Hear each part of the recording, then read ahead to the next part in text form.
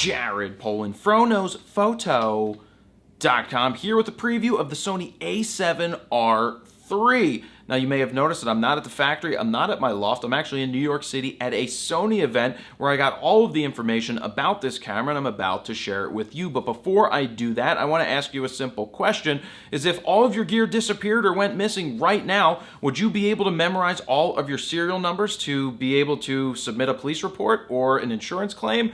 Well, if not, I highly suggest you check out My Gear Vault. It's free. Go to mygearvault.com. You can download it for iOS and Android, and you can start to input, organize, and protect your gear right now. So let's get to the specs. We have a 42.4 megapixel BSI sensor with no OLPF. Now, for you Sony shooters who are saying that sounds familiar, that's because it's the same sensor that they used in the a7R II. Now you may be saying, why would they do that? Why would they reuse the same sensor? Well, Sony said that they were able to pull out much more quality with the way that they reworked the camera this time around than they did in the past. So let's move on to ISO. We've got 100 to 32,000, expandable from low of 50 to a high of 102,400. Now, how many stops of dynamic range? They say 15 stops of dynamic range, which is a lot of stops of dynamic range, but we'll have to see what DxOMark has to say about that. By the way, guys, I've got lots of specs, so I'm just reading them down the list right now because there are quite a few. It will shoot 10 frames a second, but get this, 10 frames a second mechanical shutter and 10 frames a second with the electronic shutter. Yes, 10 frames with a mechanical shutter pushing 42.4 megapixels. That's more than what the Nikon D850 does, and you can also do it silent. But one thing you need to keep in mind about when you shoot silent with a camera like this is you may run into some rolling shutter issues. Now, I didn't notice any issues with the Sony A9 when I shot sports, but you may run into an issue with the silent shutter in this camera with rolling shutter. But it also does shoot 10 frames mechanical, so you're not getting any more or less when you do one or the other. So keep that in mind when you're doing that. Let's see, 10, oh yeah, you can do 10 frames a second uncompressed RAW. You also get 10 frames a second compressed RAW. So it's basically the same either way you do it, even if you are doing it compressed or uncompressed. You can get 87 compressed shots in a row, and you can also get or 28 uncompressed shots in a row. I personally will shoot the camera uncompressed RAW. That's how I personally like to shoot. I don't want to shoot the compressed RAW. You have 5-axis in-body image stabilization, which is the same as what you had before, except it now can do 5.5 stops of image stabilization. That's great if you don't need to get lenses that have image stabilization, because you can do that right here. That also helps with the picture quality. Sony is saying that this has the highest picture quality of any Sony, and what helps is the fact that you have the ability to do the stabilization inside of the camera. Whereas with the Nikon D850, I've noticed at slower shutters, you start to run into some issues with some lack of sharpness going on there because because of how many pixels there are, it just seems to not be super sharp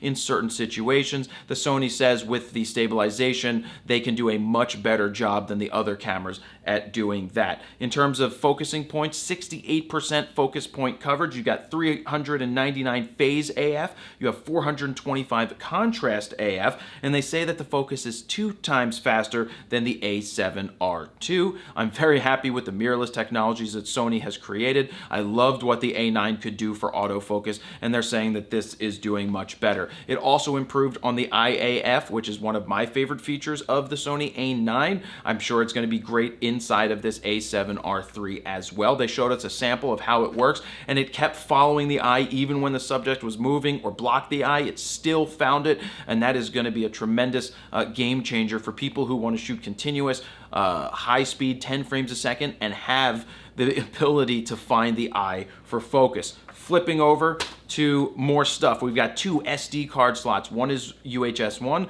one is UHS-2. Why don't they do 2 UHS-2s? I still don't get it. I don't know why. 3.7 million dot EVF, which is the same as you find in the A9. You have the same screen as you had before for the 3.2. I believe it's a 3.2 inch screen that's on the back of the camera, but mostly you're going to use that EVF, which is awesome. It takes the same grip as the Sony A9, which means it now also takes the same Z battery, so you're getting double or more than double the battery life of the A7R II because of the new battery. It also is the first camera, I believe, to use USB-C option for shooting tethered, and it still has a micro USB, so you can power the camera while shooting tethered, which is a big deal because it's not going to chew up as much battery at that case because you're actually plugged in. It has shake compensation, which is what I alluded to earlier, which is for helping you get the highest quality that Sony says you can get with this camera. What else did they add? They added this pixel shift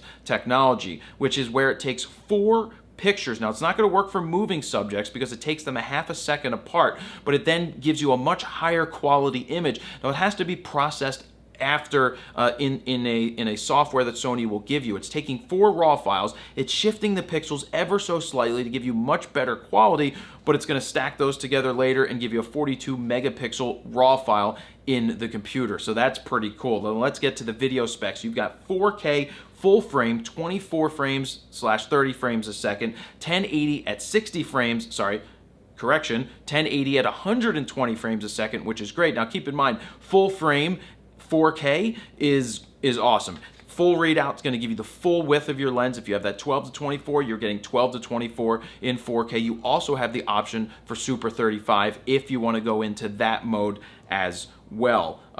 Pricing, $31.99, and it's going to be available at the end of November. Not a bad price for the camera. It puts it right in the same ballpark as the 5D Mark IV as well as the Nikon D850. I think it's more of a competitor with the D850 than it is the 5D Mark IV because it has a higher, more megapixels and also better video, in my opinion, because you can use that full frame video. But of course, all 3 across the table, I'm going to have to do a comparison between the 3 of them because they are really very similar. So I have Nikon D850 at home. Steven has a 5D Mark IV. Now Sony has this a7R III. 10 frames a second pushing 42.4 megapixels is a lot of megapixels to push through it. So I'm interested to test this camera out and see what kind of results you can get because it's kind of interesting to have the best of both worlds. You've got mechanical and then you've got the ability to do the silent shutter if you ever get stuck needing to do the silent shutter. You just have to be careful that you don't get rolling shutter because it doesn't have the same readout of the sensor as the Sony A9, which I didn't see any rolling shutter when I shot with the, not the mechanical, but with the silent shutter, the electronic shutter. The last thing they also announced is a 24-105G lens, and then they announced the development, which is going to make sports shooters happy, of a 400 2.8. So that's a lot of specs, guys. I want to know what your opinion is. What do you think of this Sony a7R III? If you're a Sony shooter, is this an upgradable camera for you? Is the same sensor a deal breaker, even though they've reworked the inner workings of the camera to make the readouts and everything much better and get more dynamic range with the newer sensor? I'm curious to hear what you guys think. Leave those comments down below, and don't forget to check out My Gear Vault, the best way to input, organize, and protect your gear, because what happens if everything goes missing? Do you know all your serial numbers? Do you have all your receipts on file? Anyway, it's free. Go download it, mygearvault.com, for iOS and Android, and that is where I'll leave it. So thank you guys very much for watching. Jared Polin, FroKnowsPhoto.com. See ya.